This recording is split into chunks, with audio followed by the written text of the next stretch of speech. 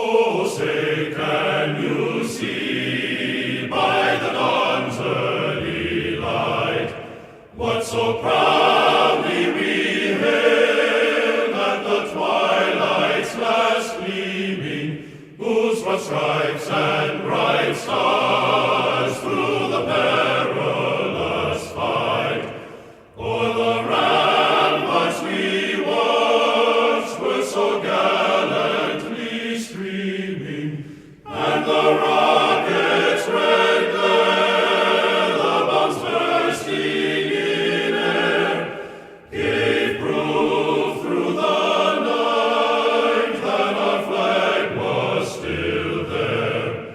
Oh, say, does that star-spangled banner yet wave o'er the land of the free and the home of the brave?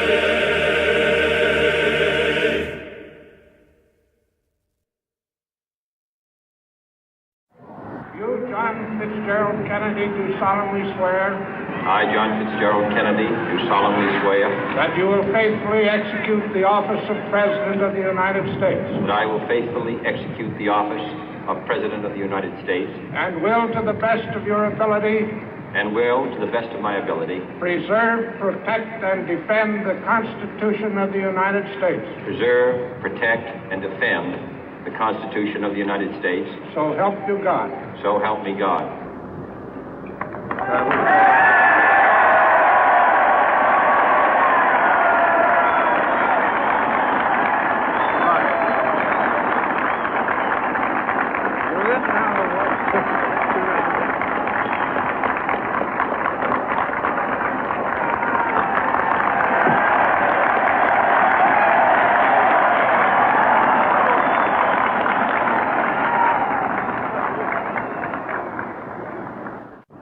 Vice President Johnson, Mr. Speaker, Mr. Chief Justice, President Eisenhower, Vice President Nixon, President Truman, Reverend clergy, fellow citizens. We observe today not a victory of party, but a celebration of freedom, symbolizing an end as well as a beginning, signifying renewal as well as change. For I have sworn before you and Almighty God the same solemn oath our forebears prescribed nearly a century and 3/4 ago.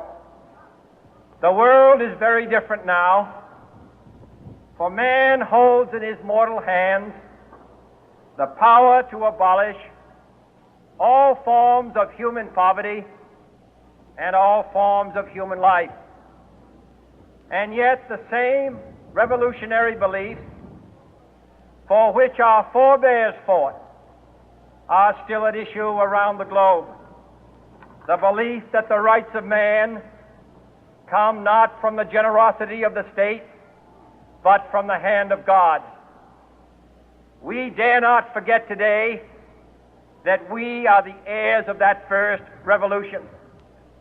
Let the word go forth from this time and place to friend and foe alike that the torch has been passed to a new generation of Americans born in this century, tempered by war, disciplined by a hard and bitter peace, proud of our ancient heritage, and unwilling to witness or permit the slow undoing of those human rights to which this nation has always been committed and to which we are committed today at home and around the world.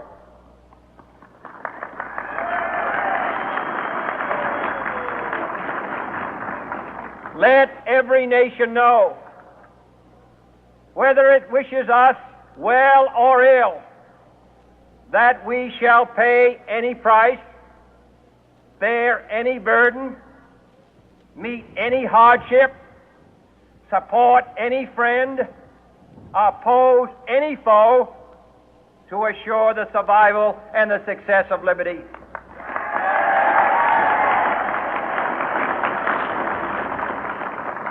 This much we pledge and more.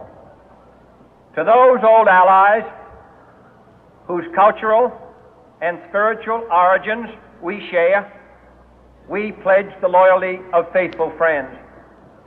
United, there is little we cannot do in a host of cooperative ventures. Divided, there is little we can do, for we dare not meet a powerful challenge at odds and split asunder. To those new states whom we welcome to the ranks of the free, we pledge our word that one form of colonial control shall not have passed away merely to be replaced by a far more iron tyranny. We shall not always expect to find them supporting our view, but we shall always hope to find them strongly supporting their own freedom, and to remember that in the past, those who foolishly sought power by riding the back of the tiger ended up inside.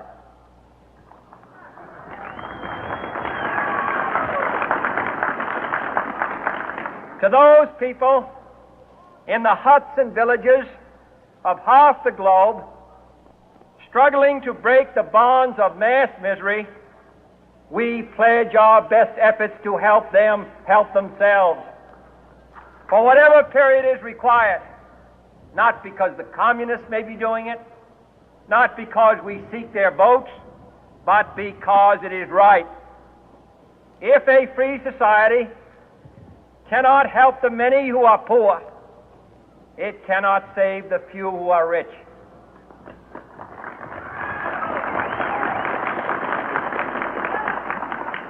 To our sister republics south of our border, we offer a special pledge to convert our good words into good deeds, in a new alliance for progress, to assist free men and free governments in casting off the chains of poverty. But this peaceful revolution of hope cannot become the prey of hostile powers. Let all our neighbors know that we shall join with them to oppose aggression or subversion anywhere in the Americas. And let every other power know that this hemisphere intends to remain the master of its own house.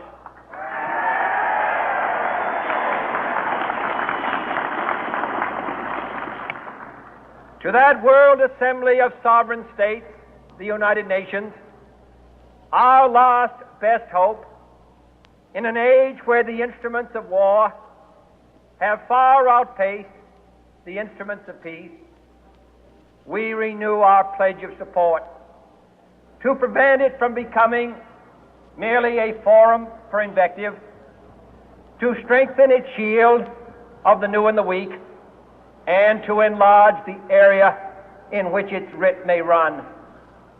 Finally, to those nations who would make themselves our adversary, we offer not a pledge, but a request that both sides begin anew the quest for peace. Before the dark powers of destruction, unleashed by science, engulf all humanity in planned or accidental self-destruction, we dare not tempt them with weakness, for only when our arms are sufficient beyond doubt can we be certain beyond doubt that they will never be employed. But neither can two great and powerful groups of nations take comfort from our present course, both sides overburdened by the cost of modern weapons, both rightly alarmed by the steady spread of the deadly atom, yet both racing to alter that uncertain balance of terror that stays the hand of mankind's final war. So let us begin anew, remembering on both sides that civility is not a sign of weakness, and sincerity is always subject to proof.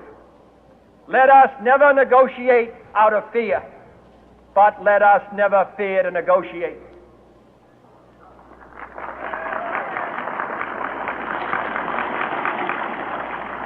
Let both sides explore what problems unite us, instead of belaboring those problems which divide us. Let both sides, for the first time, formulate serious and precise proposals for the inspection and control of arms, and bring the absolute power to destroy other nations under the absolute control of all nations.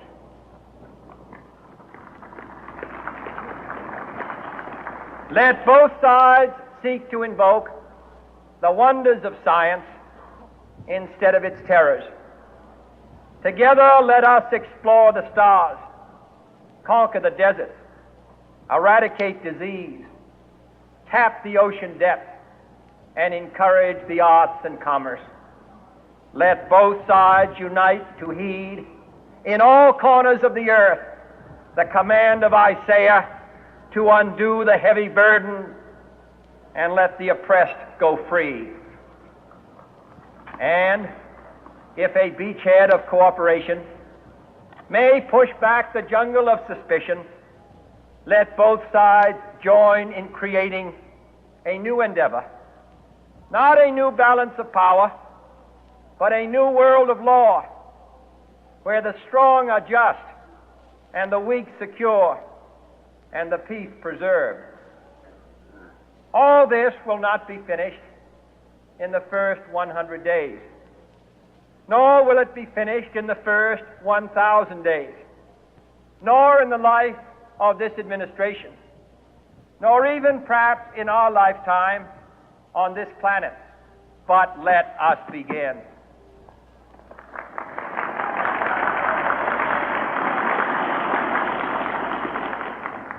In your hands, my fellow citizens, more than mine, will rest the final success or failure of our course.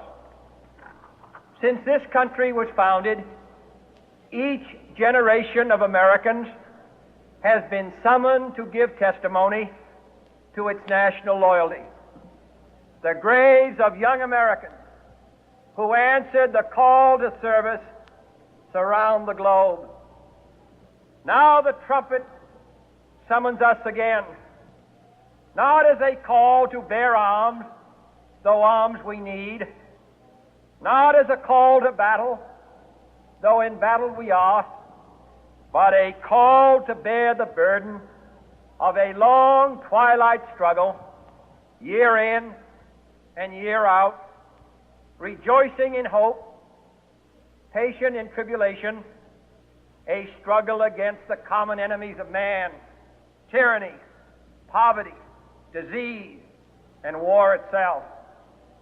Can we forge against these enemies a grand and global alliance,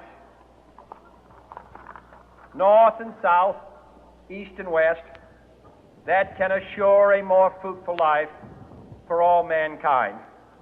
Will you join in that historic effort?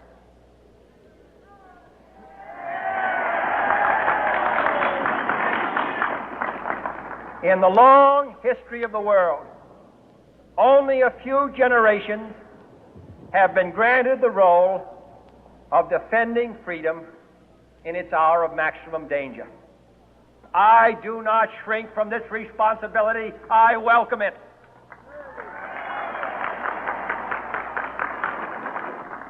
I do not believe that any of us would exchange places with any other people or any other generation.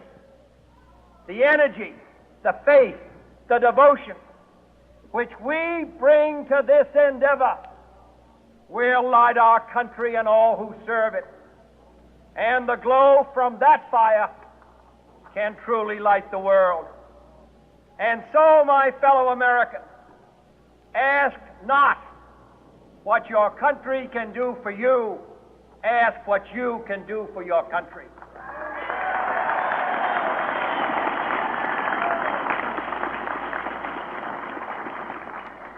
My fellow citizens of the world, ask not what America will do for you, but what together we can do for the freedom of man.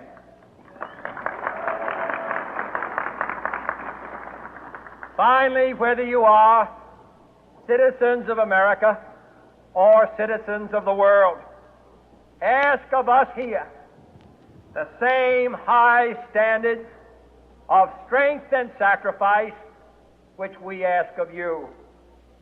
With a good conscience, our only sure reward, with history the final judge of our deeds, let us go forth to lead the land we love, asking His blessing and His help, but knowing that here on earth God's work must truly be our own.